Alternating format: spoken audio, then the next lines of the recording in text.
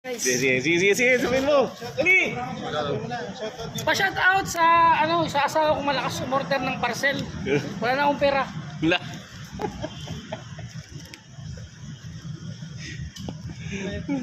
Asa na yan?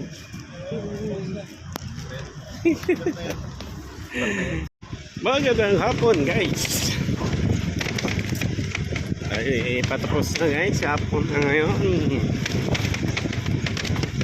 At walang pasok. So linggo, alam na. Tamang arawan lang tayo guys. Okay lang. Good morning guys. Isang mainit na Lunes ngayon guys.